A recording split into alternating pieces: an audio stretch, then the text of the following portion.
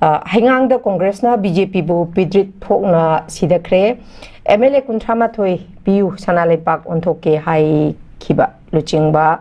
Chahi Taret Makai Luching Lam Labada Manipur Kari Ohilam Lage Adana CLP leader Okramibo Bina Supongdogli Adugi Matakta Muk Manipur Tugainaba Silakpa Lalong Dagi Asigi Pibam Asi Miyamna Mayok Nabani Hadana Kogi MP Bimol Nasung Pongdogli Aduga Muk Chahi Taret Chief Minister Lairamba Hangang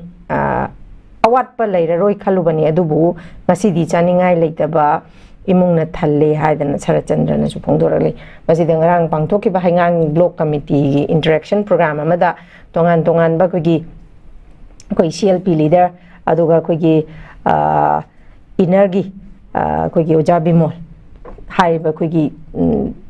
Miu Shinchina Pongdokibani Adumakpu Hariba Kogi former Chief Minister Nongthombam Biren Masamaki Oiriba Kogi constituency sida awat pa amata layraroidra haina khalamba dumaksu awat pa na thalle imung charahen bapho yauna raga layramme haibani masigi matangda haidi former chief minister Nongthombam Biren gi constitution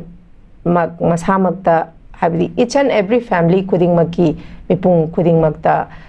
government service amamam aduga kaino piba makti madumaksu thabak oina pangthokpada madu Pangtokpam Madu on top of the Wagani Haina Kali Adumapu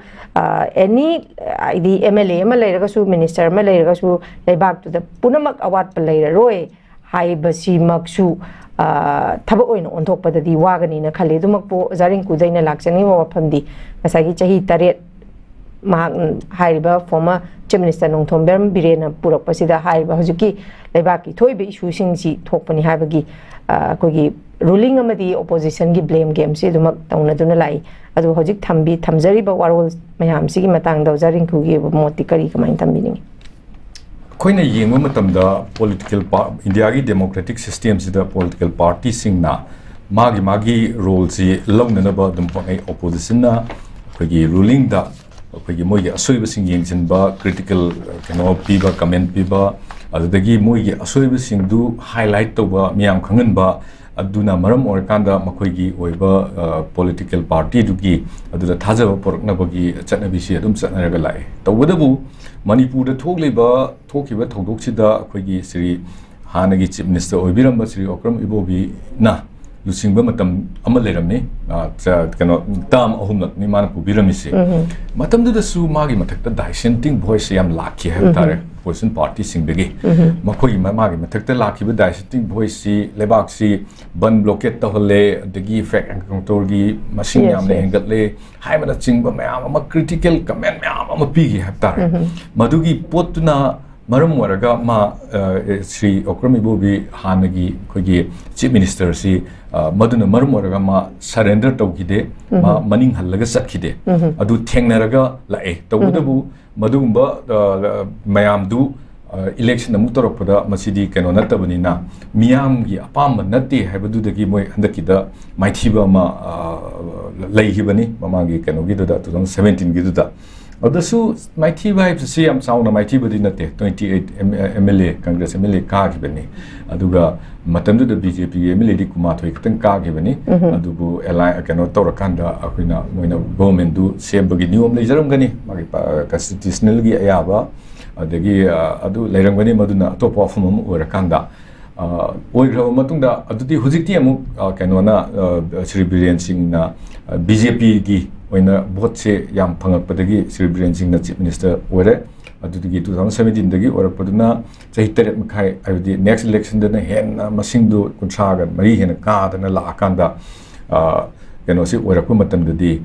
lebak nga iba mi du da lebak nga iba pot tu soira aga lebak si da kang kong sai ba film la agadi leiriba political party ruling party governing the state oriba du party du da koina dissenting voice madugi pendaba adagi magi asoiba sing puthokpa aduga tawani na khalamba sing torokti kaina haiba aduga mori policy semba yawraktaba kai hani development gi process from the state sigi keno rom the sing taba sigi against the voice tol by cd adum Saka Pariba, Lenga Pariba, me to the Hivum Topani, Hariba, Mana, Soibadigi, Lenga Hitabadigi, Toiba Todokni, Hiva City, Ayama, Mipung Pudimanga, Dum Hector, Dum Hiva Port Amakani. Wodabu Siribirian Sinsina Kayuma Chief Minister Oramdraba, Atopa, Kano Oramaba, Misama Oramaba, the gay Chief Minister say, Siri Ibobi Oramaba, Fuzikimatam Sida, Siri Ibobi no Oramagasu, Atopa Maike degi, Hariba. Leibak kangkung sari base nang na lenga hak bahit da badagini hai basidi soidana haira agadaba haibam chuthokpa democracy gi chatpal labyak amani na adugumba thaudang amani hai tare chumme ha ba hogalaku matamda apagi issue si state ki oiba issue ni aduga political line da magi kana nabagi damaka changmasi langani haibagi waklon duda apagi koi miyang gi Kolau the Gihata Miangi, Ho Uriba, Kolibaduda, Chief Minister na, Hogisation Mama, Delhi the Tokiba, all party meeting to the Putokiba from Wayam, Sang and Hankitaba from Sidasu, Queen Tazavada, Siribrian cannot see the leader of the opposition network, Congress K. Cannot keep all party meeting a Matonganaba, cannot call Toraga, telephonic. Call Toraga High Kibagi Wafum Sulay High, Madusudum Tauki de Kahabagi, Wafum Dodum Lay, Aduga, Mana Hibada, Aina Aquina suggestion Toba Port Chair, Pali government in a Sungayaki de Kahabasudum Panbani, Pau CD Canone, Pau C have CD, Quigi, leaders in gear, the policy makers in Sigi, Moyi Wakalon, the Pto Ladies in the Pondopa, Pondo Poto, Miam Yaning Brian Dabra, Yaning Dabra. Chanadabra, Hari Pot, Shingbra Shing, the Brahibagi, Canosing do Miam adjustment to win, Pong even ever. Adana, Sri Okurm Ibubina, Pongiba, Hari of Singsi, Pau chasing a Pong Ibagi Maram D. Okurm Ibubina, Hari Pots, Miam Yaning Bra.